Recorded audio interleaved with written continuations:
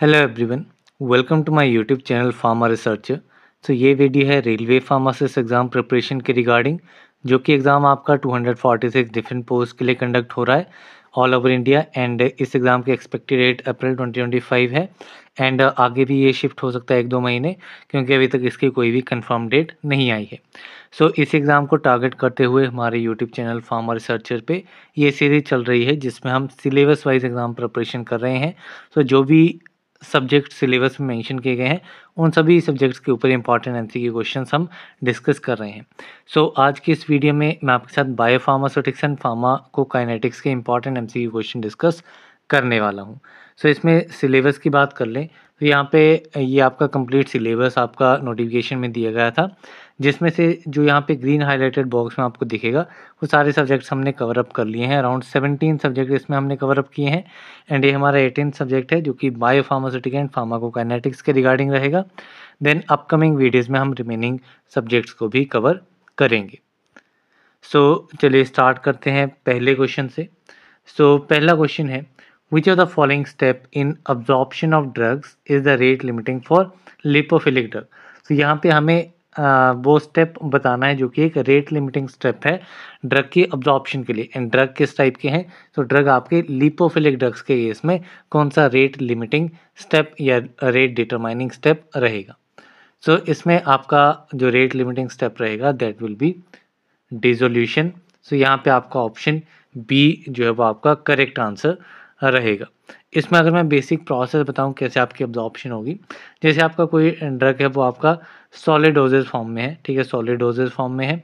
इसके बाद जब वो सॉलिड डोजेज फॉर्म में है, आपने उसको इनटेक किया, एडमिनिस्टर किया, तो वो सबसे पहले डिसइंटीग्रेट होगा। उसकी क्या होगी, डिसइंटीग्रेशन होगी। डिसइंटीग्रेशन होने के बाद में ये आपका सॉलिड ड्रग पार्टिकल्स की फॉर्म में आ जाएगा, ठीक है, सॉलिड ड्रग पार्टिकल्स की फॉर्म में आ जाएगा। अब ये जो सॉलिड ड्रग पार्टिकल्स हैं ये डिसोल्यूशन इनकी होगी, डिसोल्यूशन प्रोसेस के अंडर हो जाएंगे। एंड देन जो ड्रग है, ड्रग जो है वो आपका सॉल्यूशन में आ जाएगा एट द अब्जॉर्प्शन साइट। कहाँ पे, अब्जॉर्प्शन साइट में ड्रग आपका सॉल्यूशन फॉर्म में पहुंच जाएगा, ठीक है। एंड देन ये होने के बाद में जो ड्रग है वो आपका परमिएट होगा अक्रॉस द बायो मेम्ब्रेन। जहाँ पे भी उसको पहुँचना है, जो भी हमारी बायोलॉजिकल मेम्ब्रेन है उसके अक्रॉस जो है वो परमिएशन होगी। एंड देन ड्रग जो है वो आपका बॉडी में सिस्टमिक सर्कुलेशन में पहुंच जाएगा। अब आपके ड्रग्स जो हैं वो आपके लिपोफिलिक ड्रग्स हो सकते हैं या फिर आपके हाइड्रोफिलिक ड्रग्स होंगे, ठीक है। जो आपके लिपोफिलिक ड्रग्स हैं उनके लिए जो रेट लिमिटिंग स्टेप रहेगा वो आपका डिसोल्यूशन रहेगा, ये इंपॉर्टेंट याद रखना है। वहीं पे अगर हाइड्रोफिलिक ड्रग्स हैं तो उनके लिए रेट लिमिटिंग स्टेप आपका रहेगा permeation across the bio membrane, ठीक है। तो यहाँ पे आपका लिपोफिलिक पूछा गया तो ये आपका डिसोल्यूशन हो जाएगा rate limiting step. And hydrophilic अगर पूछा जाएगा, हाइड्रोफिलिक, तो उस केस में आपका ये हो जाएगा परमिएशन अक्रॉस द मेम्ब्रेन। तो यहाँ पे आपका option B is correct. Then next question देखते हैं। सो नेक्स्ट क्वेश्चन है, according to Lipinski's rule of 5 which of the following condition is incorrect. यहाँ पे हमें इनकरेक्ट कंडीशन बतानी है as per the Lipinski's rule of 5। So इसमें जो आपकी 3 मेजर ड्रग कैरेक्टरिस्टिक्स हैं वो आपकी डिटरमाइन की जाती हैं, जिसमें आपका पैसिव ट्रांसपोर्ट, जैसे कैसे आपका ड्रग जो है वो ट्रांसपोर्ट होगा उसके रिगार्डिंग रहेंगी, जिसमें आपका लिपोफिलिसिटी आ जाती है, ठीक है, पोलैरिटी आ जाती है, मॉलिक्यूलर साइज आ जाता है, ठीक है। सो जो नेट इफेक्ट होता है इन 3 प्रॉपर्टीज़ का वो आपका लिपिंस्की रूल ऑफ 5 के थ्रू दिया गया है, ठीक है। तो इसमें आपकी कुछ प्रॉपर्टीज़ रहती हैं, जैसे as per the Lipinski rule of 5 drug का जो मॉलिक्यूलर वेट है वो less than equal to 500 daltons होना चाहिए, ठीक है, 500 डेल्टन से कम होना चाहिए। लिपोफिलिसिटी ड्रग की यानी कि आपका लॉग पी भी दिया जा सकता है इस टाइप में। So log P lipophilicity of drug ये आपकी लेस देन इक्वल टू 5 होनी चाहिए। Then number of hydrogen bond acceptors जो हैं ये आपके लेस देन इक्वल टू 10 होने चाहिए। एंड जो number of hydrogen bond donors हैं ये आपके लेस देन इक्वल टू 5 होने चाहिए, not greater than 5, less than equal to 5 होने चाहिए। सो यहाँ पे इनकरेक्ट ही पूछा गया है, तो इनकरेक्ट आपका ऑप्शन नंबर डी रहेगा। ये 4 कंडीशंस आपको इंपॉर्टेंटली याद रखनी है, किसी वे में जो है क्वेश्चन पूछा जा सकता है। देन नेक्स्ट क्वेश्चन है, which of the following doses form has highest bio availability. किस डोजेज फॉर्म की बायो अवेलेबिलिटी जो है वो हाईएस्ट रहेगी। सो इसमें आपका सस्पेंशन दिया गया है, capsules, tablet and coated tablets. So इसमें आपका सस्पेंशन जो है इनकी बायो अवेलेबिलिटी जो है वो सबसे हाईएस्ट रहेगी। सो यहाँ पे आपका ऑप्शन ए जो है वो करेक्ट आंसर रहेगा। देन सस्पेंशंस के बाद में आपके कैप्सूल्स इससे कम रहेगी, टैबलेट्स की उससे कम रहेगी, कोटेड टैबलेट्स की उससे भी कम रहेगी। अब कुछ अदर जो डोजेज फॉर्म्स हैं उनके कंपैरिजन में देख लेते हैं कैसे इसका ऑर्डर रहेगा, काफ़ी इंपॉर्टेंट है। जैसे कि अगर आपके सॉल्यूशंस हैं, ठीक है, सॉल्यूशंस है तो सॉल्यूशंस की बायो अवेलेबिलिटी सबसे ज़्यादा रहेगी। सॉल्यूशंस के बाद आपके आते हैं इमल्शंस, ठीक है, सॉल्यूशंस के बाद इमल्शंस आएंगी, इमल्शंस के बाद में सस्पेंशंस आएंगी, सस्पेंशंस के बाद में आपके कैप्सूल्स आएंगे, कैप्सूल्स के बाद में टैबलेट्स, टैबलेट्स के बाद में coated tablets, and coated tablets के बाद एंटेरी कोटेड टैबलेट्स, ठीक, कोटेड के बाद enteric coated tablets, and enteric coated tablets के बाद सस्टेन्ड रिलीज टैबलेट्स। कौन सी? Sustained release tablets. सो ये ऑर्डर इसमें डिफरेंट डोजेज फॉर्म का रहता है based on the bioavailability, ठीक है। सो ये ऑर्डर आपको याद रखना है, काफ़ी बार क्वेश्चंस ये पूछे गए हैं, ठीक है, डिफरेंट डिफरेंट सब्जेक्ट्स में हम इनको स्टडी करते हैं, बट यहाँ पे आप थॉरोली इसको स्टडी कर सकते हैं। देन नेक्स्ट क्वेश्चन है, which of the intestinal region has the highest transit time, ठीक है, इनमें से कौन सा रीजन है, इंटेस्टाइनल रीजन है जिसका ट्रांजिट टाइम जो है वो सबसे हाईएस्ट रहेगा, ठीक है। सो इंटेस्टाइनल रीजन जैसे आपका ड्यूडेनम है तो इसका ट्रांजिट टाइम रहता है 5 मिनट, ठीक है, 5 मिनट तक यहाँ पे आपका मटेरियल रहेगा। देन जेजेनम है, जेजेनम का आपका रहता है 2 आवर्स, ठीक है, जेजेनम का ट्रांजिट टाइम है 2 आवर्स। केकम आ गया, केकम का है हाफ आवर से लेकर के 1 आवर तक, ठीक है, हाफ आवर टू 1 आवर इसका ट्रांजिट टाइम रहेगा। कोलोन जो है, कोलोन का आपका ट्रांजिट टाइम रहता है 6 टू 12 आवर्स, कोलोन्स का ट्रांजिट टाइम कितना रहता है 6 टू 12 आवर्स। सो इसमें आपका हाईएस्ट पूछा गया है इनमें से, तो हाईएस्ट आप देखेंगे यहाँ पे 6 टू 12 आवर्स आ रहा है जो कि आपका है कोलोन का। सो यहाँ पे आपका ऑप्शन डी इज करेक्ट। इसके अलावा एक रीज़न आपका रहता है इलियम, ठीक है, एक रीज़न आपका रहता है इलियम जिसका ट्रांजिट टाइम रहता है 3 टू 6 आवर्स, तो ये भी आप याद रख सकते हैं। नेक्स्ट क्वेश्चन है, molecular weight of human serum albumin is, human serum albumin का मॉलिक्यूलर वेट कितना है? सो जो आपके ब्लड प्रोटीन्स हैं जो कि आपके ड्रग्स के साथ बाइंड करते हैं वो डिफरेंट डिफरेंट प्रोटीन्स हैं, जैसे आपका ह्यूमन सीरम एल्बुमिन हो गया, अल्फा 1 एसिड ग्लाइकोप्रोटीन हो गया, लिपोप्रोटीन्स, ग्लोबुलिन हो गए, हेमोग्लोबिन। सो ये डिफरेंट ब्लड प्रोटीन्स हैं जो कि ड्रग के साथ बाइंड करते हैं। अब इसमें डायरेक्टली ह्यूमन सीरम एल्बुमिन का मॉलिक्यूलर वेट पूछा गया है जो कि आपका रहता है 65,000। तो यहाँ पे आपका ऑप्शन सी जो है वो आपका करेक्ट आंसर रहेगा। एंड इसकी कंसंट्रेशन कितनी रहती है, कंसंट्रेशन पूछ ली जाएगी तो इट विल बी 3.5 से लेकर के 5.0 ग्राम %, ठीक है, ये इसकी कंसंट्रेशन रहती है। अब कुछ अदर जो ब्लड प्रोटीन्स रहते हैं उसका मॉलिक्यूलर वेट काफ़ी इंपॉर्टेंट है। मोस्टली जो पूछा गया है प्रीवियसली वो ह्यूमन सीरम एल्बुमिन का ही पूछा गया, बट अदर को भी आपको इंपॉर्टेंटली याद रखना है। जैसे कि आपका अल्फ़ा 1 एसिड ग्लाइकोप्रोटीन हो गया, अल्फ़ा 1 एसिड ग्लाइकोप्रोटीन हो गया, ठीक है, तो इसका कितना रहता है, इसका मॉलिक्यूलर वेट रहता है 44,000, ठीक है, इसका रहता है 44,000। देन आपका रहेगा लिपोप्रोटीन्स, ठीक है, तो लिपोप्रोटीन्स का कितना रहेगा, सो लिपोप्रोटीन्स का आपका रहता है 2 लाख से लेकर के 200 के लिख देता हूँ यहाँ पे, 2 लाख से लेकर के 34,000 के, ठीक है, 3 लाख 34 लाख, बेसिकली 34 लाख, 2 लाख से लेकर के 34 लाख का आपका मॉलिक्यूलर वेट रहता है लिपोप्रोटीन्स का। देन लिपोप्रोटीन्स के बाद अगर मैं अल्फ़ा 1 ग्लोबुलिन की बात करूँ, अल्फ़ा 1 ग्लोबुलिन की, सो अल्फ़ा 1 ग्लोबुलिन का रहता है 59,000। देन अल्फ़ा 2 ग्लोबुलिन की बात करूँ, अल्फ़ा 2 ग्लोबुलिन की, सो अल्फ़ा 2 ग्लोबुलिन का रहता है 1,34,000। एंड देन आपका हेमोग्लोबिन रहता है, हेमोग्लोबिन का रहता है 64,500 मॉलिक्यूलर वेट डेल्टन्स में। सो ये इसके मॉलिक्यूलर वेट हैं सारे के सारे, आपको एक बेसिक आप इसमें रिमेंबर कर सकते हैं। देन नेक्स्ट क्वेश्चन देखते हैं। सो नेक्स्ट क्वेश्चन है, vitamin A, D, E and के बाइंड्स विद, तो vitamin A, D, E and के किसके साथ बाइंड करता है? सो ये क्वेश्चन आपका प्रीवियसली रेलवे फार्मासिस्ट में पूछा गया है, तो ये आपका काफ़ी इंपॉर्टेंट हो जाता है। बेसिकली वहाँ पे आपका फैट सॉल्युबल विटामिन के केस में पूछा गया था कि फैट सॉल्युबल विटामिन किसके साथ बाइंड करते हैं, so they bind with the alpha 2 globulin. So यहाँ पे आपका ऑप्शन बी जो है वो आपका करेक्ट आंसर रहेगा। ऐसे ही आपकी जो ड्रग्स की बाइंडिंग रहती है ग्लोबुलिन के साथ वो अलग अलग रहती है। जैसे कि अगर मैं कुछ इंपॉर्टेंट की बात करूँ, जैसे अल्फ़ा 1 ग्लोबुलिन की बात करूँ, अल्फ़ा 1 ग्लोबुलिन की, तो ये आपका बाइंड करता है थायरोक्सिन के साथ, ठीक है, ये आपका बाइंड करता है थायरोक्सिन के साथ, साइनोकोवैलामिन के साथ यानी कि विटामिन बी 12 के साथ, ठीक है। एंड ऑल्सो ये बाइंड करता है कुछ स्टेरॉयडल ड्रग्स के साथ, जैसे कि आपका कोर्टिसोन हो गया, ठीक है, या फिर प्रेडनिसोन हो गया, तो इन कुछ ड्रग्स के साथ ही आपका बाइंड करता है। देन अल्फ़ा 2 ग्लोबुलिन की बात करूँ, जो कि यहाँ क्वेश्चन में पूछा गया है, सो ये आपका फैट सॉल्युबल विटामिन के साथ बाइंड करता है and also with the cupric ions, ठीक है, क्यूप्रिक आयंस के साथ भी ये बाइंड करता है। देन आपका बीटा 1 ग्लोबुलिन की बात करूँ, बीटा 1 ग्लोबुलिन की बात करूँ, तो ये आपका बाइंड करता है फेरस आयंस के साथ। किसके साथ बाइंड करता है? It binds with the ferrous ions, तो ये आपको इंपॉर्टेंट याद रखना है। देन अगर मैं बीटा 2 ग्लोबुलिन की बात करूँ, बीटा 2 ग्लोबुलिन की बात करूँ, तो ये आपका बाइंड करता है कैरोटिनॉइड्स के साथ, ये आपका बाइंड करता है कैरोटिनॉइड्स के साथ, तो ये भी आपका इंपॉर्टेंट हो गया। देन अगर मैं गामा ग्लोबुलिन की बात करूँ, गामा ग्लोबुलिन की, सो ये आपका स्पेसिफिकली एंटीजेंस के साथ बाइंड करता है, कुछ स्पेसिफिक एंटीजेंस हैं, सो उनके साथ ये बाइंड करता है। तो ये कुछ इंपॉर्टेंट है, इनको आप याद रख सकते हैं।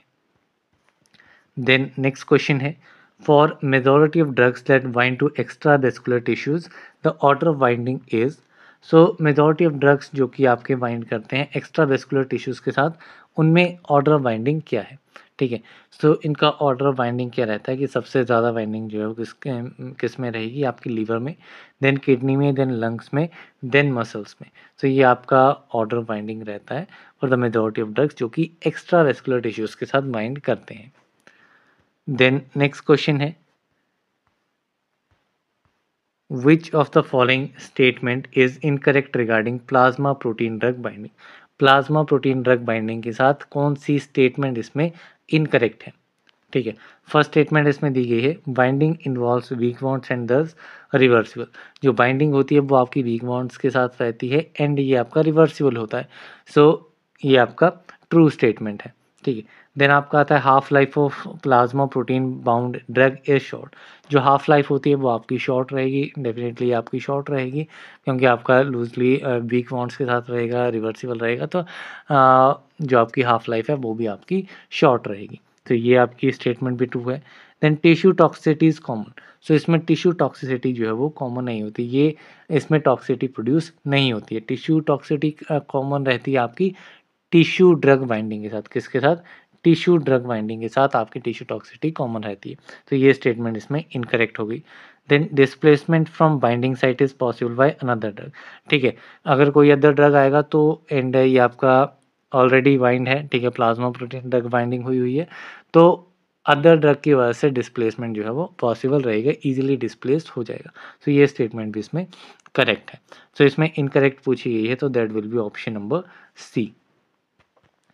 देन नेक्स्ट क्वेश्चन है, the decreasing order of drug metabolizing ability of various organs is, so जो डिफरेंट ऑर्गन्स रहते हैं उनमें ड्रग मेटाबोलाइजिंग एबिलिटी को डिक्रीजिंग ऑर्डर में हमें यहाँ पे आइडेंटिफाई करना है। सो अगर मैं बेसिक मल्टीपल ऑर्गन्स की बात करूँ, जैसे कि आपका सबसे ज़्यादा जो है वो किस में रहेगी ड्रग मेटाबोलाइजिंग एबिलिटी, ऑब्वियसली ये आपकी रहेगी लीवर में। लीवर के बाद में आपकी आती है लंग्स में, लंग्स के बाद में आपकी आती है किडनी में, ठीक है, किडनी के बाद में आपकी आती है इंटेस्टाइन में, किडनी के बाद में किस में आएगी?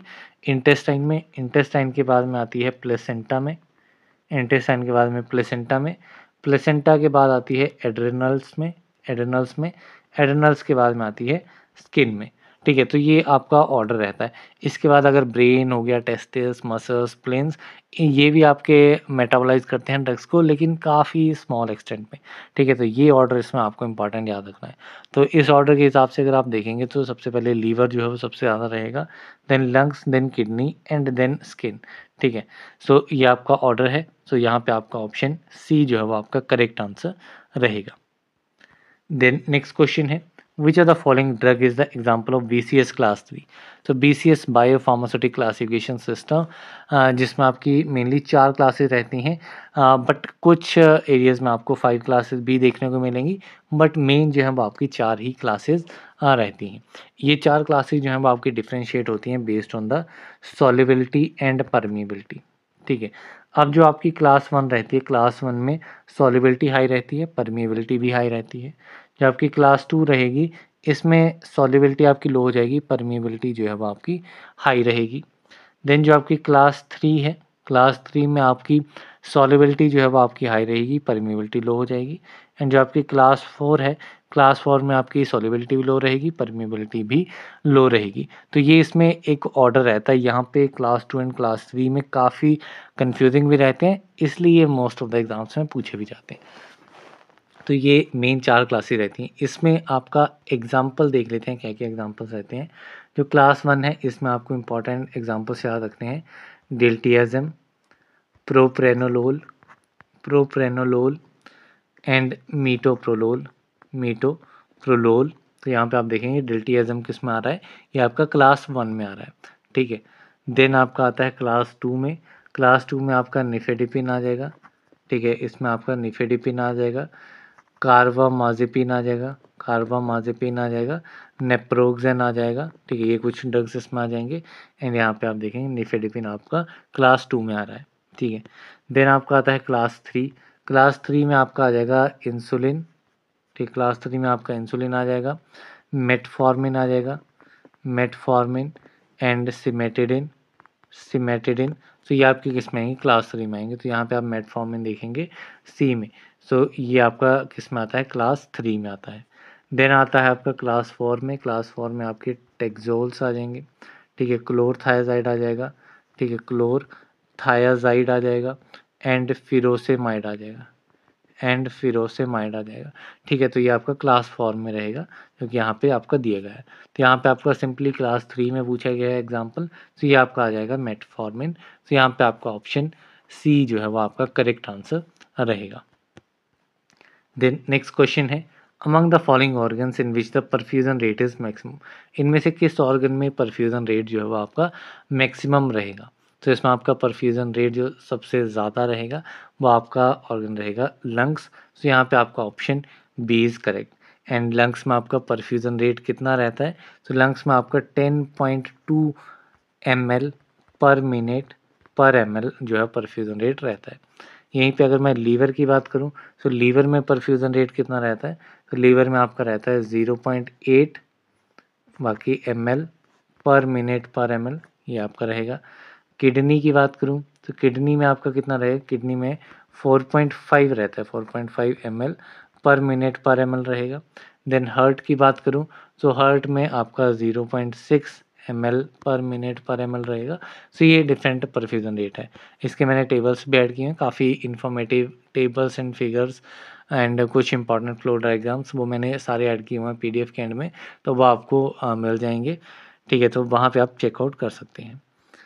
देन नेक्स्ट क्वेश्चन पे चलते हैं। सो नेक्स्ट क्वेश्चन है, which of the following is not applicable to non linear pharmacokinetics.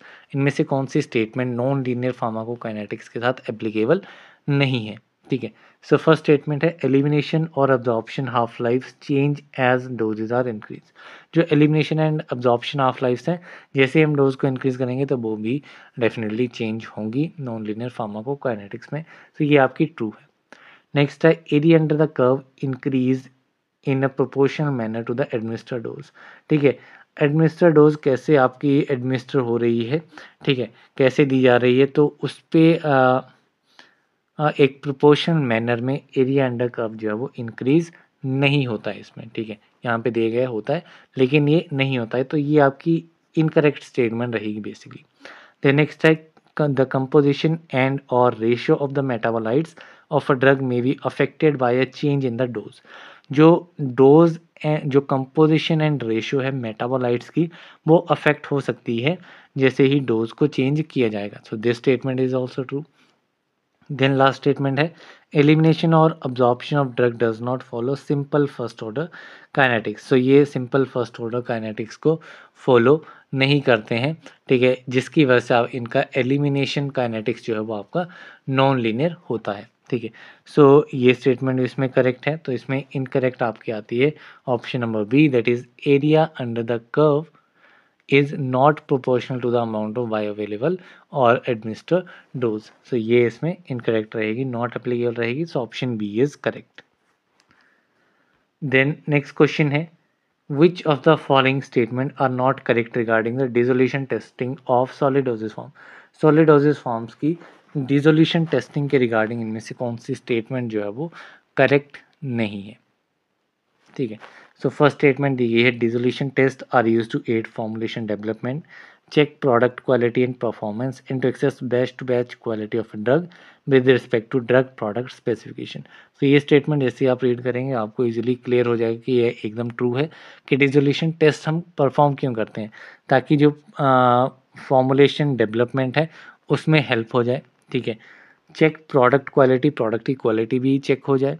Then जो परफॉर्मेंस है तो क्वालिटी एंड परफॉर्मेंस उसको चेक करने के लिए, and batch to batch quality of a drug को एक्सेस करने के लिए कि हर एक बैच में कैसी क्वालिटी जो है वो आ रही है with respect to drug product specification. तो this is absolutely true statement.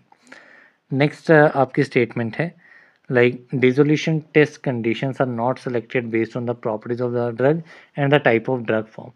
ठीक है, अब डिसोल्यूशन टेस्ट कंडीशन ड्रग के बेस पे ही सेलेक्ट होंगी। ठीक है, तो यहाँ पे बोला है कि ड्रग के जो प्रॉपर्टीज़ हैं उसके बेसिस पे सेलेक्ट नहीं होती हैं, तो ये स्टेटमेंट इनकरेक्ट है। नेक्स्ट है dissolution is often the rate limiting step in absorption of drugs with poor water solubility. So हमने पहला ही क्वेश्चन देखा था जिसमें हमने देखा था कि अब्जॉर्प्शन ऑफ ड्रग जो है poor water solubility means lipophilic drugs के लिए डिसोल्यूशन रेट लिमिटिंग स्टेप होता है। ठीक है, तो ये स्टेटमेंट एकदम ट्रू है।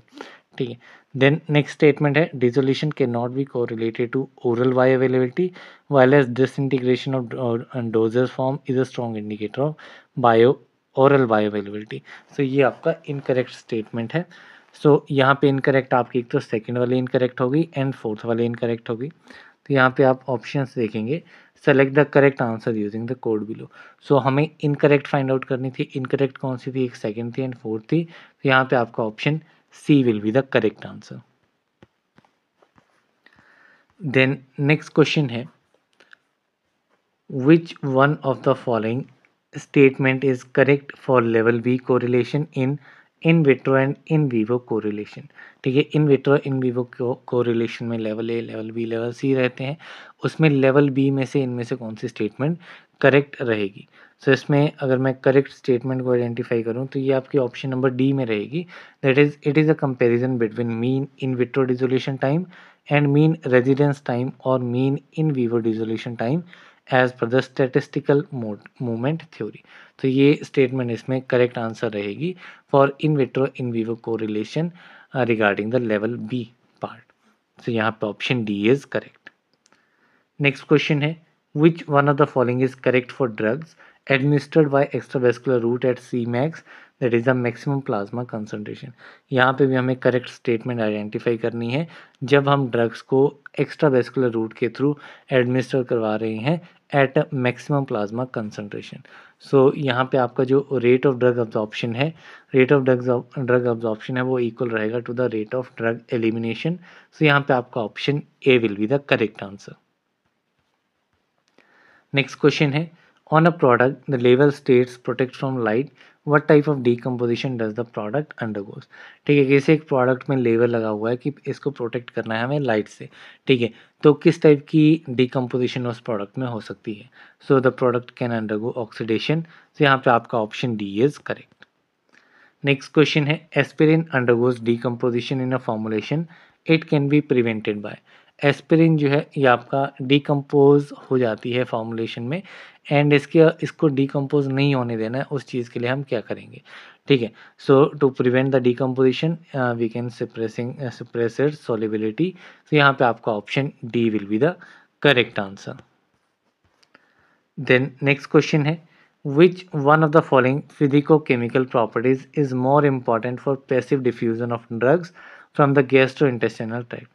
इनमें से कौन सी फिजिकोकेमिकल प्रॉपर्टी ज़्यादा इंपॉर्टेंट रहेगी ड्रग्स की पैसिव डिफ्यूजन के लिए फ्रॉम द गैस्ट्रोइंटेस्टाइनल ट्रैक्ट। सो ये प्रॉपर्टी आपकी रहती है पार्टीशन कोफिशिएंट। सो यहाँ पे आपका option C is correct. Next question है half life of drug may be useful to determine.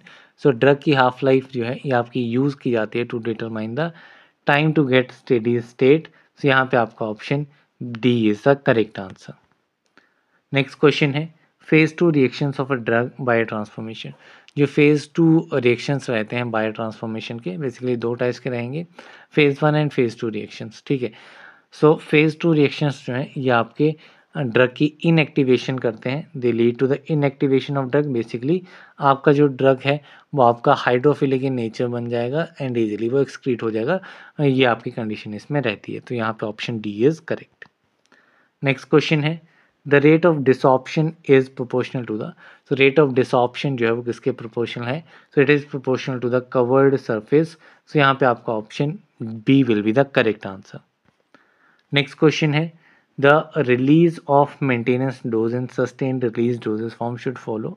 जो सस्टेन्ड रिलीज डोजेस फॉर्म रहती है उसमें मेंटेनेंस डोज का रिलीज जो है वो किस काइनेटिक्स के थ्रू होता है? So it follows zero order kinetics. So यहाँ पे आपका option A will be the correct answer. Next question है the normal creatinine clearance value in humans is dash ml per minute. Normal creatinine clearance value कितनी रहती है humans में? तो it is around 120 to 130 ml per minute. तो यहाँ पे आपका option D is correct. Next question है if the pKa of phenobarbital is 7.4 what fraction of a drug would be ionized at pH 8.4। सो यहाँ पे हमें pKa वैल्यू दी गई है फिनोबार्बिटोन की 7.4 है, यहाँ पे हमें फ्रैक्शन फाइंड आउट करनी है ड्रग की जो कि आयोनाइज होगी एंड तीसरी चीज़ दी गई है pH दैट इज़ 8.4। सो इसमें आपका सिंपल फॉर्मूला रखता है अगर आपको ड्रग आयोनाइज फाइंड आउट करना है, ठीक है, ड्रग आयोनाइज फाइंड आउट करना है, simple formula it is 10 pH minus pKa divided by 1 plus 10 pH minus pKa, ठीक है। सिंपल फार्मूला लगेगा यहाँ पे, ये आपका एसिडिक ड्रग्स के लिए रहेगा। अगर बेसिक ड्रग हैं तो ये pH एंड pK वैल्यू ये इंटरचेंज हो जाएंगी, ठीक है। मीन्स बेसिकली आप आइडेंटिफाई कर सकते हैं जो भी बड़ी वैल्यू होगी, pH बड़ा है तो वो आपकी आ जाएगी, pK बड़ा है तो वो आपकी बाद में पहले आ जाएगी, ठीक है। सिंपल चीज़ है इसको आइडेंटिफाई करने के लिए। तो यहाँ पे अगर हम सिंपली वैल्यूज पुट करें 10 pH, pH है 8.4 माइनस pKa है 7.4 divided by 1 plus 10 pH again 8.4 minus 7.4। अब इसको नेक्स्ट सॉल्व करेंगे 10 pH minus pK means 8.4 minus 7.4, ये आपका आ गया 1, इट इज़ 1 प्लस 10 1, तो it will B 10 divided by 11। इसको सिंपली सॉल्व करेंगे तो क्या आपका आंसर आएगा? The answer will B 0.9। काफ़ी सिंपल क्वेश्चन था, बस आपको फॉर्मूला याद रखना पड़ेगा, ठीक है। देन नेक्स्ट क्वेश्चन है the applicability of Noyes Whitney equation is to describe the. जो नॉइज विटनी इक्वेशन है वो आपकी डिसोल्यूशन रेट को डिस्क्राइब करने के लिए अप्लाई की जाती है। So option D is correct. Next question है drug X has a constant bioavailability and first order elimination its maintenance dose rate will be directly proportional to. एक ड्रग एक्स है जिसकी बायोअवेलेबिलिटी कांस्टेंट है, first order के through ये आपका eliminate हो रहा है, तो इसकी मेंटेनेंस डोज जो है वो किसके प्रोपोर्शन रहेगी? So it's maintenance dose will be directly proportional to the total body clearance. कि टोटल बॉडी क्लियरेंस कितना हो रहा है ड्रग का, ठीक है, उसके डायरेक्टली प्रोपोर्शन, जितना ज़्यादा क्लियरेंस होगा उतनी ही उसकी मेंटेनेंस डोज हाई हो जाएगी। तो यहाँ पे आपका option D is correct. Next question है which category of drug is evaluated for dissolution. Dissolution के लिए किस कैटेगरी के ड्रग्स को इवेल्युएट किया जाता है? सो डिसोल्यूशन के लिए आपके poorly water soluble drugs are evaluated. So option C is correct. Next question है the biological half life of procaine in a patient was 35 minutes and its VD was estimated to be 60 litres. The total clearance rate of procaine is, ठीक है, procaine की biological half life कितनी है? 35 minutes है। VD that is volume of distribution जो कि 60 litres है। इसमें आपने total clearance rate find out करना है प्रोकेन का, ठीक है। तो इसमें आपका सिंपल फॉर्मूला है, काफ़ी simple, creatinine total clearance rate, it is denoted as CLT, total clearance rate, it is equal to 0.693 multiply by VD that is volume of distribution divided by T half, ठीक है। काफ़ी simple formula है, values आपको सारी दी गई हैं, VD आपको volume of distribution दिया गया है, T हाफ आपको टाइम दिया गया है 35 मिनट्स। सिंपल आप वैल्यू सब्स्टिट्यूट कीजिए 0.693 693 रीराइट कर देता हूँ, 0.693 मल्टीप्लाई बाय वी डी कितना है, V D is 60 litres divided by 35। ठीक है, इसको आप सॉल्व करेंगे तो आपका करेक्ट आंसर बनेगा 1.188 लीटर्स पर मिनट। तो यहाँ पे आपका ऑप्शन ए जो है वो आपका करेक्ट आंसर रहेगा। देन नेक्स्ट क्वेश्चन है, a tablet of aceclofenac is given to a patient, the dose of aceclofenac was 200 mg, after 2 hours the concentration was found to be 10 microgram per ml, what is the volume of distribution of aceclofenac. अब यहाँ पे हमें क्या क्या चीज़ें दी गई हैं, यहाँ पे हमें दिया गया है कि एसिक्लोफेनेक की एक टैबलेट है जो कि एक पेशेंट को दी जा रही है। ठीक है, अब जो डोज है एसिक्लोफेनेक की वो 200 mg है आफ्टर 2 hours। ठीक है, डोज आपको मिल गई 200 mg, ये आपको एक चीज़ मिल गई। अब after 2 hours the concentration was found to be, 2 घंटे के बाद मीन्स आपको टाइम मिल गया है। कंसंट्रेशन कितनी है, concentration is 10 microgram per ml। ठीक है, तो अब इसकी वॉल्यूम ऑफ डिस्ट्रीब्यूशन कितनी रहेगी। ठीक है, तो इसमें भी आपका काफ़ी सिंपल फॉर्मूला रहेगा, volume of distribution is equal to dose divided by concentration. ठीक है, कंसंट्रेशन आफ्टर सर्टेन टाइम। ठीक है, तो यहाँ पे सिंपली आप वैल्यूज पुट करें। सबसे पहले आपकी डोज कितनी है 200 mg डिवाइडेड बाय कंसंट्रेशन कितनी है, concentration is 10 microgram per ml। सो यहाँ पे अगर आप सिंपली कैलकुलेट करेंगे सो इट विल बी, यहाँ पे आप सिंपल 0 से 0 कट गया। सो ये आपका करेक्ट आंसर क्या रहेगा, correct answer will be 20 litres. So यहाँ पे आपका ऑप्शन बी जो है वो आपका करेक्ट आंसर रहेगा। ठीक है, सिंपली आपकी जो कंसंट्रेशन एंड डोज है उसके यूनिट्स डिफरेंट हैं। ठीक है, एक आपका mg में है, दूसरा आपका माइक्रोग्राम पर ml में है। तो उसको अगर आप अगेन लीटर्स में कन्वर्ट करेंगे तो वो आपका सिमिलर ही वैल्यूज आएगी। तो इसको उस वे में आप चेकआउट कर लेना। देन नेक्स्ट क्वेश्चन है, drug X has a molecular weight of 750 daltons, from which of the following route will it get excreted. ठीक है, आपका ड्रग एक्स का मॉलिक्यूलर वेट दिया गया है, हमें बताना है कि इस रूट से ये ड्रग एक्सक्रीट आउट होगा। तो बेसिकली आपका मॉलिक्यूलर वेट जो है वो काफ़ी इंपॉर्टेंट रोल प्ले करता है कि उसका एक्सक्रीशन पैटर्न ड्रग का कैसे होगा। अगर मॉलिक्यूलर वेट 300 डेल्टन से कम है, लेस देन 300 है, तो ये आपका यूरिन के थ्रू एक्सक्रीट आउट होगा एंड काफ़ी लेस अमाउंट वाइल से होगा, means around less than 5% while से एक्सक्रीट आउट होगा, मेजरली यूरिन से होगा। अगर 300 से 500 के बीच में है, ठीक है, या सिंपली अगर मैं बात करूँ कि ये आपका 500 से ज़्यादा है। ठीक है, सबसे पहले 500 से ज़्यादा बात कर लेते हैं कि इट इज़ अबव 500 डेल्टन्स, तो ये आपका मेनली वाइल से एक्सक्रीट होगा एंड अराउंड 5% जो है ये आपका यूरिन से एक्सक्रीट होगा।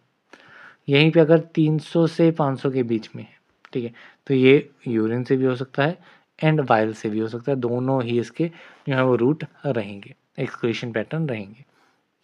सो ये आप याद रख सकते हैं। अब यहाँ पे 750 कितना है, 500 से ज़्यादा है, तो ये आपका वाइल से होगा। तो it will be option number A, Valerie excretion, majorly जो है वेलरी एक्सक्रीशन से होगा। तो यहाँ पे आपका option A will be the correct answer. Then next question है, flip flop phenomena occurs when. So flip flop phenomena कब अकर करता है, सो फ्लिप फ्लॉप फिनोमिना तब अकर करता है जब आपका के ए वैल्यू जो है, के ई वैल्यू एंड के ए वैल्यू का रेशियो जो है वो ग्रेटर देन इक्वल टू 3 रहता है, तब आपका फ्लिप फ्लॉप फिनोमिना अकर करता है। सो यहाँ पे आपका ऑप्शन बी जो है वो आपका करेक्ट आंसर रहेगा। सो इस फिनोमिना में ये क्वेश्चन आपका प्रीवियसली पूछा गया है, इसका पूरा आपको इक्वेशन के थ्रू अगर आप स्टडी करेंगे तब आपको ज़्यादा क्लैरिटी आएगी। सो उसमें आपकी कन्फ्यूज़न क्रिएट हो सकती है, बट आप सिंपली ये देख सकते हैं, जैसे ये एलिमिनेशन रेट कांस्टेंट है, एब्जॉर्प्शन रेट कांस्टेंट है। सो इनकी रेशियो आपको ये सिंपली इक्वेशन याद रखनी है कि फ्लिप फ्लॉप फिनोमिना में क्या कंडीशन रहती है। तो इसको आप याद रखेंगे तो आप काफ़ी ईज़िली इस पर्टिकुलर पॉइंट को याद रख पाएँगे। ठीक है, सो इतना ही आपके लिए जो है ज़्यादा इम्पोर्टेंट रहेगा। देन नेक्स्ट क्वेश्चन है, sigma minus method is used to determine the, जो सिग्मा माइनस मेथड है ये आपका रेट ऑफ एलिमिनेशन को डिटरमाइन करने के लिए यूज़ होता है। तो यहाँ पे आपका ऑप्शन बी जो है वो करेक्ट आंसर है। But sigma minus method basically क्या रहता है कि जो इसमें जो रेट ऑफ एक्सक्रीशन मेथड्स रहते हैं, ठीक है, रेट ऑफ एक्सक्रीशन मेथड है, ठीक है, उसमें एक डिसएडवांटेज रहती है कि जब हम एलिमिनेशन रेट कांस्टेंट के ई को फाइंड आउट करते हैं तो उसमें काफ़ी सारी फ्लक्चुएशंस आती हैं in the rate of drug elimination, ठीक है। सो उसी प्रॉब्लम को मिनिमाइज़ कर देता है हमारा सिग्मा माइनस मेथड। सो एक अल्टरनेटिव अप्रोच इसमें यूज़ की जाती है जिसकी वजह से ये फ्लक्चुएशंस को हम बैलेंस कर पाते हैं, ठीक है। तो ये आप एक इम्पॉर्टेंट अगर समरी पॉइंट्स की फॉर्म में क्वेश्चन आता है तो उस वे में आप इसको याद रख सकते हैं। देन नेक्स्ट क्वेश्चन है, according to the pH partition theory a weakly acidic drug will be absorbed more likely from the stomach because the drug exist primarily in the. So pH partition theory के accordingly जो weakly acidic drugs हैं, ठीक है, वो stomach में ज़्यादा जो है वो अब्जॉर्ब होते हैं। इसके पीछे का रीज़न बेसिकली पूछा गया है कि जो आपका ड्रग है वो ज़्यादा अब्जॉर्ब कब होगा, जब वो अनआयनाइज्ड फॉर्म में रहेगा, ठीक है। सो एसिडिक ड्रग स्टमक में एसिड है तो ये आपके अनआयनाइज्ड फॉर्म में आ जाएंगे, इसलिए ये आपके ज़्यादा बेटर अब्जॉर्ब होंगे, ठीक है। So it is unionized and more lipid soluble form, so that's why they are absorbed in the stomach. So यहाँ पे आपका option D will be the correct answer. यहीं पे अगर बेसिक ड्रग्स की पूछ लिया जाएगा तो वो आपका इंटेस्टाइन में होगा क्योंकि वहाँ पे वो अनआयनाइज्ड फॉर्म में रहेगा। नेक्स्ट क्वेश्चन है, when the release of drug from a dosage form satisfy Higuchi's equation the release of drug can be considered as. तो जब ड्रग का रिलीज किसी डोजेज फॉर्म से हिगुचिस इक्वेशन को सेटिस्फाई करता है, सो जो ड्रग का रिलीज है वो कैसे कंसीडर किया जाएगा, so it will be considered as diffusion rate controlled. So यहाँ पे आपका option B is correct. Next question है, in bio transformation phase one reaction is also known as. Bio transformation reaction में फेज वन रिएक्शंस को functionalization reactions कहा जाता है। तो यहाँ पे आपका ऑप्शन सी इज करेक्ट। तो बेसिकली जो फेज वन रिएक्शंस हैं इसमें आपके क्या क्या आ जाते हैं, ऑक्सीडेटिव रिएक्शंस आ जाते हैं, ऑक्सीडेशन आ जाएगा, रिडक्शन आ जाएगा, ठीक है, हाइड्रोलिसिस आ जाएगा, हाइड्रोलिटिक रिएक्शन। तो ये आपके किस में आते हैं, फेज वन रिएक्शंस में। इनको फंक्शनलाइजेशन रिएक्शन या फिर एसिंथेटिक रिएक्शंस भी कहा जाता है। दूसरे आपके आते हैं फेज टू रिएक्शंस। दूसरे आपके कौन से आते हैं, दूसरे आते हैं आपके phase two reactions. Phase two reactions में क्या रहता है, फेज टू रिएक्शंस को कंजुगेशन रिएक्शंस कहा जाता है या फिर इनको सिंथेटिक रिएक्शन या फिर ट्रू डिटॉक्सिफिकेशन रिएक्शन, ठीक है, ट्रू डिटॉक्सिफिकेशन रिएक्शंस इन्हें कहा जाता है।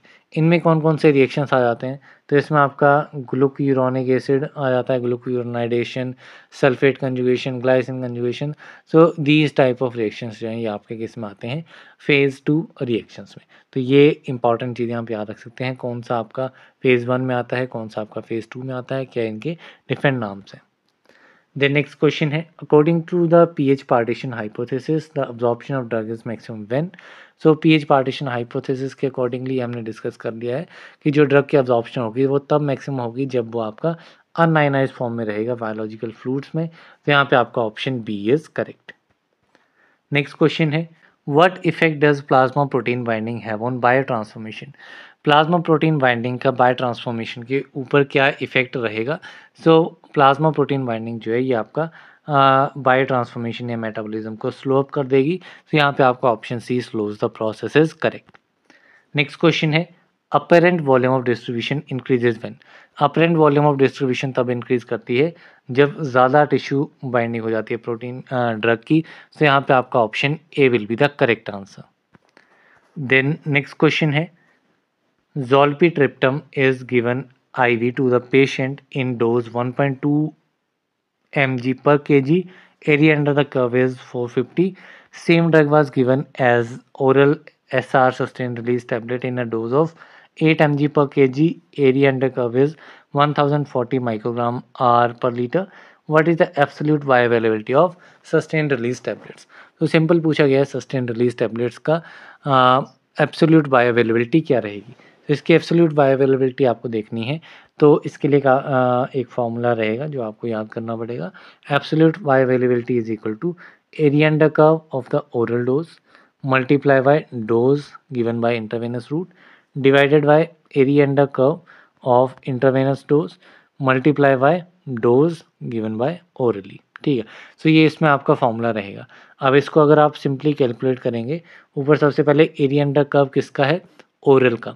ओरल का एरिया अंडर कर्व कितना दिया गया है, तो यहाँ पे ये आपकी ओरल है, इसमें एरिया अंडर कर्व है 1040। मल्टीप्लाई करेंगे किसके साथ, डोज ऑफ आईवी, आईवी की डोज ये है, तो आईवी की डोज है 1.2। डिवाइड करेंगे इसको, तो डिवाइड करने के बाद क्या आएगा, सो डिवाइड करेंगे तो it will be area under the curve of IV, यहाँ पे 450 आ जाएगा, multiply by dose of oral that is 8.0। इसको अगर आप सॉल्व करेंगे सिंपली, तो सॉल्व करने के बाद आपका आंसर आएगा 35%। ठीक है, ये आपका आंसर बनेगा 35%। आपको परसेंटेज में कैलकुलेट करना है, तो ये आपका 35% के करीब करीब बनेगा। तो यहाँ पे option B is correct. Next question है, वो स्टेटमेंट इज करेक्ट, इनमें से कौन सी स्टेटमेंट करेक्ट है। सो फर्स्ट स्टेटमेंट है, mainly acidic drugs bind to albumin, जो एसिडिक ड्रग्स हैं वो आपके एल्बुमिन के साथ बाइंड करते हैं, तो this is the correct statement. बाकी मेनली बेसिक ड्रग्स एल्बुमिन के साथ बाइंड नहीं करते हैं, acidic drugs bind only to alpha acid glycoprotein, तो ये भी इनकरेक्ट रहेगा। तो इसमें आपका only one statement is correct. Next question है, calculate the dialysis clearance if the blood flow rate to the dialysis is 50 ml per minute and concentration of drug entering and leaving the dialyzer is 100 and 20 microgram per ml respectively. तो इसमें क्या पूछा गया है कि हमें dialysis clearance find out करनी है। तो डायलिसिस क्लियरेंस का सबसे पहले मैं फार्मूला आपको बता देता हूँ।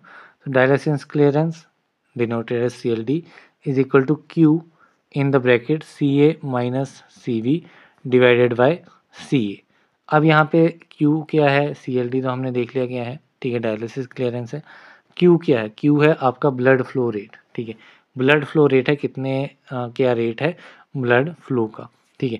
देन आपका CA क्या है, CA है आपकी कंसंट्रेशन जब ड्रग आपका एंटर कर रहा है, ठीक है, ड्रग एंटरिंग की कंसंट्रेशन, CV है ड्रग लीविंग की कंसंट्रेशन। इतना आपको क्लियर हो गया, सारी वैल्यूज आपको यहीं पे देखने को मिल रही हैं।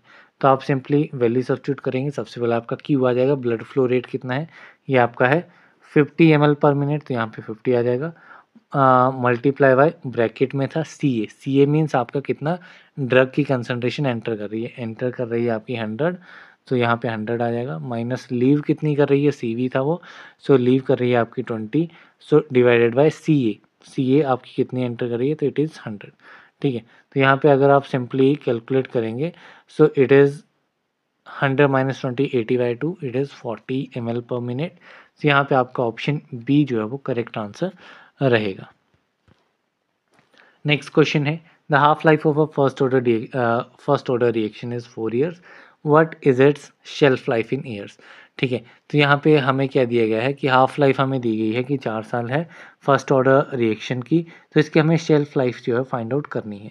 तो ये आपको पता होगा कि फर्स्ट ऑर्डर रिएक्शंस की हाफ लाइफ क्या होती है, it is T half is equal to 0.693 divided by K, ठीक है, ये इक्वेशन रहती है फर्स्ट ऑर्डर हाफ लाइफ के लिए।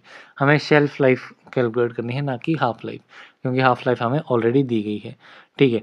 ये एक फार्मूला हो गया। दूसरा फार्मूला आपका रहता है शेल्फ लाइफ का, that is T90 which is equal to 0.105 divided by K, ठीक है, ये आपकी शेल्फ लाइफ की होगी। अब यहाँ पे इसको कैलकुलेट करने के लिए हमें के की वैल्यू फाइंड आउट पता होनी चाहिए, तो के की वैल्यू हम प्रीवियस इक्वेशन से फाइंड आउट कर सकते हैं जो मैंने आपको पहले बताई, ठीक है, that is T half is equal to 0.693 divided by K, ठीक है।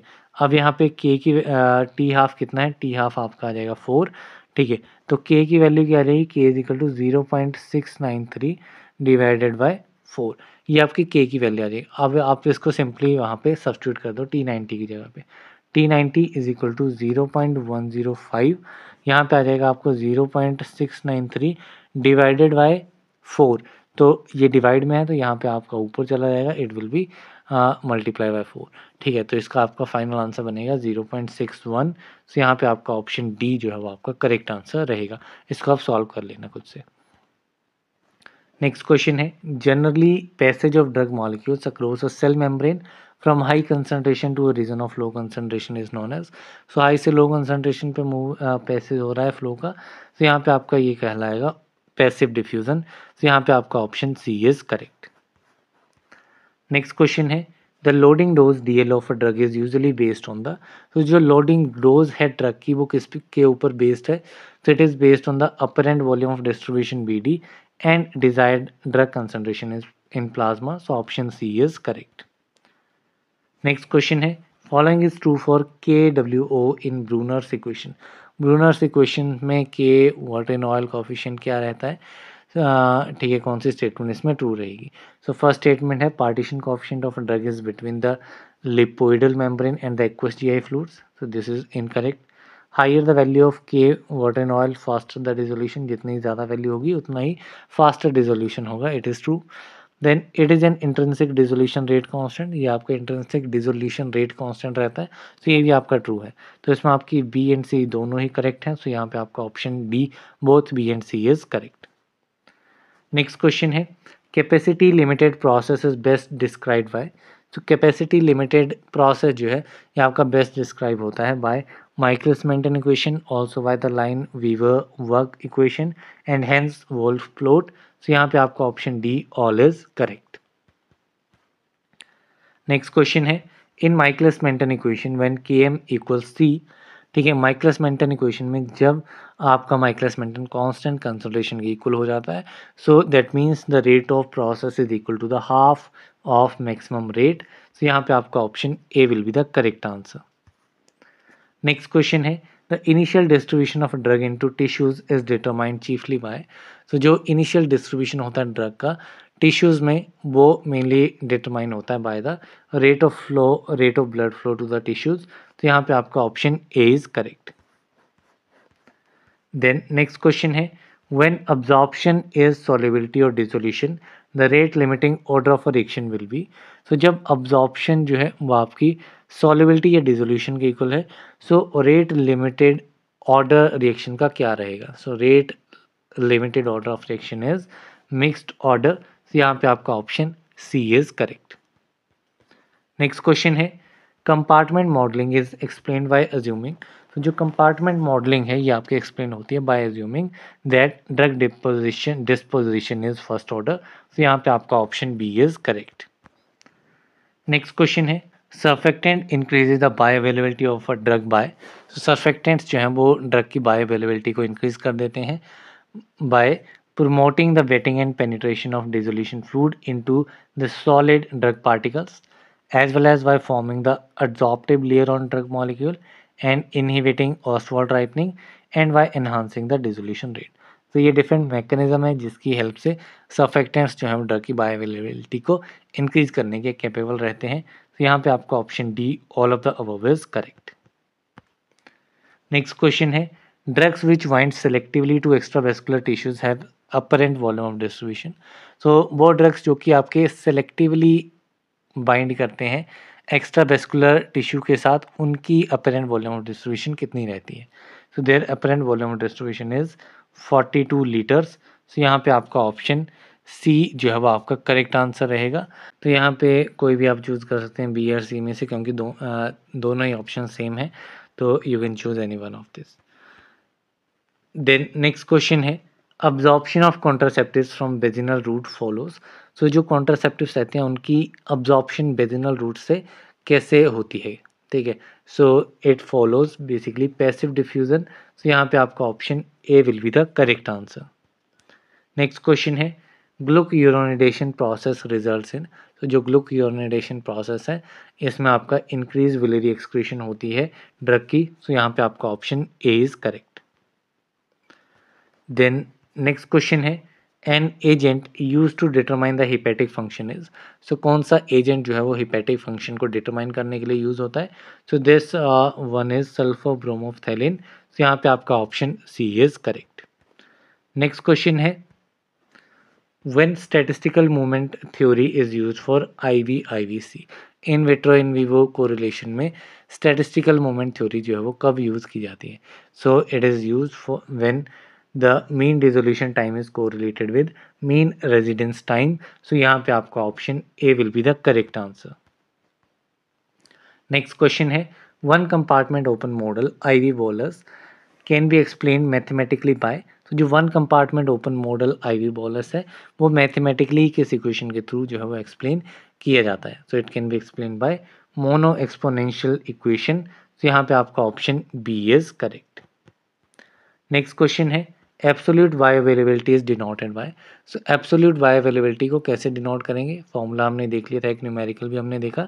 सो area under curve of oral multiply by dose of I B divided by area under curve of I B multiply by dose of oral. So ये आपका formula रहेगा, तो यहाँ पे आपका option C is correct. Next question है the order of dissolution of different dosage forms of drugs is. So different doses form of drugs जो है उनमें ऑर्डर ऑफ डिसोल्यूशन कैसा रहेगा। तो सबसे हाईएस्ट जो है वो आपका रहता है अमॉर्फस फॉर्म का, then metastable and then stable form. So यहाँ पे आपका option C is correct. Next question है which of the following are not characteristic of facilitated diffusion. इनमें से फैसिलिटेटेड डिफ्यूजन की कैरेक्टरिस्टिक कौन सी नहीं है। So facilitated diffusion is a carrier mediated transport, it is true. Concentration gradient आपका required रहता है एंड structural specificity भी important characteristics रहती है, लेकिन नॉन सेचुरेबल होना जो है उसमें important characteristic नहीं होती है। तो यहाँ पे आपका option D is correct. Then next question है the main mechanism of most drug absorption in GI tract is. So main mechanism ज़्यादातर ड्रग्स का जीआई ट्रैक्ट के अब्जॉर्प्शन के लिए कैसा रहता है। So it is main mechanism आपका रहता है passive diffusion, that is lipid diffusion. So यहाँ पे आपका option D is correct. Next question है during the primary drying stage in लाइफलाइजेशन the temperature of the product must remain below its critical temperature and this temperature is termed as. So जब primary drawing की जाती है उस time पे लाइफलाइजेशन में जो temperature रहता है प्रोडक्ट का वो उसके क्रिटिकल टेम्परेचर से कम रहना चाहिए एंड इसे कहा जाता है, इस टेम्परेचर को कहा जाता है कोलैप्स टेम्परेचर। सो यहाँ पे आपका option A is correct. Next question है most commonly use working agent in lyophilize product is. Lyophilize products में most commonly use working agent है मैनिटोल। सो यहाँ पे आपका option B is correct. Next question है nucleation process is involve in. Nucleation process किस में involve होता है। So it is involve in crystallization. So यहाँ पे आपका option B is correct. Next question है secondary drying stage of freeze drying is to. So freeze drying में जो सेकेंडरी ड्राइंग स्टेज रहता है वो किसके लिए रहता है। So it is to remove the bound water from solute to a level that assures long stability of product. So यहाँ पे आपका option B is correct. Next question है the ideal solid content of freeze dried product should be. So solid content कितना ideally कितना होना चाहिए freeze dried product में। So it should be between 5 to 30%। So यहाँ पे आपका option A is correct. Next question है which of the following mechanism of drug absorption is saturable type. Saturable type का जो है मैकेनिज्म कौन सा रहेगा। So it will be carrier mediated, जो हमने देखा था। फैसिलिटेटेड डिफ्यूजन रहता है वो आपका अनसेचुरेबल टाइप नहीं होता है, it is a saturable type. तो यहाँ पे option C is correct. Next question है micronization of hydrophilic drug decrease solubility of drug, this is because. ठीक है, जो आपके हाइड्रोफिलिक ड्रग्स हैं उनकी अगर माइक्रोनाइजेशन की जाएगी तो ड्रग की सॉल्युबिलिटी जो है वो डिक्रीज हो जाएगी। ठीक है, सो ये किस वजह से होती है। So it is because the drug absorbs air on the surface. Drug जो है वो सरफेस पे एयर को अब्जॉर्ब कर लेता है, एब्जॉर्ब कर लेता है, नॉट अब्जॉर्ब, एब्जॉर्ब कर लेता है एंड पार्टिकल्स जो हैं वो रीएग्रीगेट होते हैं to form larger particles and also surface charges में प्रिवेंट वेटिंग। सरफेस चार्जेस की वजह से वेटिंग भी प्रिवेंट हो जाती है, ये इसका मेन रीज़न रहता है। तो यहाँ पे ये सारे ही रीजंस रहेंगे। सो यहाँ पे आपका option D all of the above is correct. Next question है which of the following polymorphic form of drug has the highest solubility of drug. इनमें से कौन सी पॉलीमॉर्फिक फॉर्म है ड्रग की जिसकी सॉल्युबिलिटी जो है वो हाईएस्ट रहती है। तो ये आपकी रहेगी अमॉर्फस फॉर्म। अभी हमने एक क्वेश्चन भी देखा था, तो अमॉर्फस फॉर्म की हाईएस्ट रहती है, उसके बाद मेटास्टेबल आती है, देन स्टेबल। सो यहाँ पे option A is correct. Next question है very weak bases in which pKa is equal to 5 nature drug absorbed in which of the following part in our body. जो weak bases हैं वो कहाँ पे absorb होंगे। So ये आपके entire length of GIT पे अब्जॉर्ब होंगे। सो यहाँ पे आपका option D will be the correct answer. Next question है higher absorption of drug through small intestine is due to. तो स्मॉल इंटेस्टाइन से ड्रग की अब्जॉर्प्शन जो है वो हाईएस्ट रहती है, क्यों। because there is a presence of microvilli which helps in the higher absorption of drug. So option C is correct. Next question है drug disposition include. Drug disposition में क्या क्या पार्ट्स आते हैं? सो ड्रग डिस्पोजिशन में आपका drug distribution, metabolism and excretion आता है। तो यहाँ पे आपका option C will be the correct answer. So basically जो आपके फार्माकोकाइनेटिक प्रोसेसेस रहते हैं वो दो टाइप्स के रहते हैं, ठीक है। एक आपका आ जाता है अब्जॉर्प्शन, ठीक है, अब्जॉर्प्शन। दूसरा आपका आता है डिस्पोजिशन। दूसरा आपका कौन सा आता है? डिस्पोजिशन। एंड ये डिस्पोजिशन पार्ट में ही आपके distribution, metabolism and excretion part रहते हैं।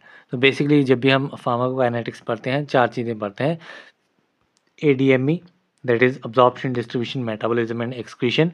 उसमें भी आपके सब पार्ट्स हैं। तो डिस्पोजिशन को आपको याद रखना है कि कौन से डिस्पोजिशन में आते हैं। देन नेक्स्ट क्वेश्चन है which of the following process is responsible for the loss of drug irreversibly. ठीक है, सो इनमें से कौन सा प्रोसेस है जिसमें ड्रग जो है वो लॉस हो जाता है इरिवर्सिबली?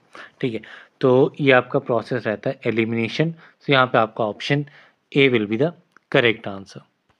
देन नेक्स्ट क्वेश्चन है which of the following types of drugs has tissue permeability as a rate limiting step for drug distribution. ठीक है, इनमें से किस टाइप के ड्रग्स जो हैं उनकी टिश्यू परमेबिलिटी जो है वो आपका रेट लिमिटिंग स्टेप रहता है ड्रग डिस्ट्रीब्यूशन के लिए? So this one is lipophilic and hydrophilic. इन दोनों के लिए जो है ये आपका रेट लिमिटिंग स्टेप रहेगा। तो यहाँ पे आपका option D both A and B is correct. Next question है which are the following part of brain where blood brain barrier does not exist. इनमें से ब्रेन के किस पार्ट में ब्लड ब्रेन बैरियर जो है वह एग्जिस्ट नहीं करता है? तो ट्रिगर एरिया है आपका एंड हाइपोथैलेमस है, यहाँ पे आपका ब्लड ब्रेन बैरियर एग्जिस्ट नहीं करता है। तो यहाँ पे आपका option C both A and B will be the correct answer. Next question है which of the following approaches have been used to promote crossing the blood brain barrier by drug. इनमें से कौन सी अप्रोचेज जो है वो use की जाती हैं ब्लड ब्रेन बैरियर को क्रॉस करने के लिए ड्रग के थ्रू? सो इसमें आप यूज़ कर सकते हैं परमिशन एनहांसर्स को, जैसे कि DMS हो गया, ठीक है। ऑस्मोटिक डिसरप्शन कर सकते हैं ब्लड ब्रेन बैरियर की by mannitol, and you can also use dihydropyridine redox system. तो यहाँ पे आपका option D all of the above is correct. Next question है which of the following junctions is responsible for low distribution of drug to cerebrospinal from blood. ठीक है, सो इनमें से कौन सा जंक्शन है जो कि ड्रग की लो डिस्ट्रीब्यूशन के लिए रिस्पॉन्सिबल होता है to cerebrospinal from the blood?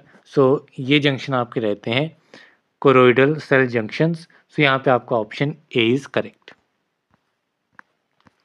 Then next question है which of the following barrier is responsible for transfer of nutrients from mother to foetus. ठीक है, मदर से फीटस, माँ से बच्चे के लिए न्यूट्रिएंट्स का जो ट्रांसफ़र रहता है उसमें कौन सा वेरियर जो है वो रिस्पॉन्सिबल रहता है? So this one is plasma barrier. So यहाँ पे आपका option C is correct. Next question है which one of the following marker is use to measure total body water. ठीक है, टोटल बॉडी वाटर को मेजर करने के लिए जो मार्कर यूज किया जाता है दैट इज एंटीपायरिन। सो यहाँ पे आपका option A is correct. Next question है inulin is use as a marker for measurement of. So inulin extra cellular fluid को मेजर करने के लिए यूज किया जाता है एज अ मार्कर। सो यहाँ पे आपका option B is correct. Next question है unit of apparent volume of distribution is. Apparent volume of distribution की यूनिट, इसको हम लीटर में भी मेज़र कर सकते हैं as well as litre per kg में भी मेज़र कर सकते हैं। तो यहाँ पे आपका option C both A and B will be the correct answer.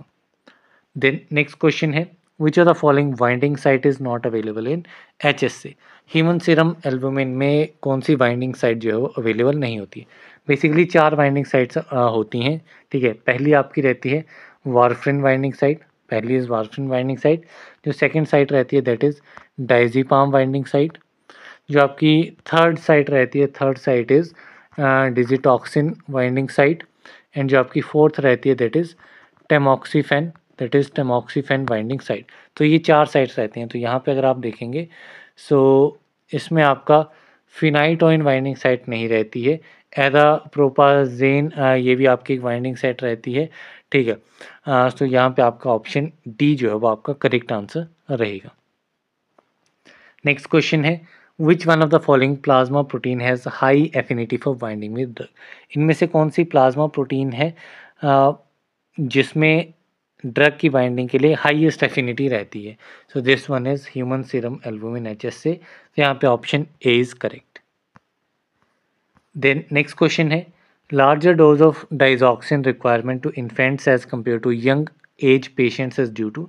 So digoxin की लार्जर रिक्वायरमेंट रहती है इन्फेंट्स में as compare to young age patients. किस वजह से? क्योंकि जो इन्फेंट्स रहते हैं उसमें ग्रेटर प्रोटीन बाइंडिंग रहती है ड्रग की एंड लार्ज रीनल क्लियरेंस होती है ड्रग की।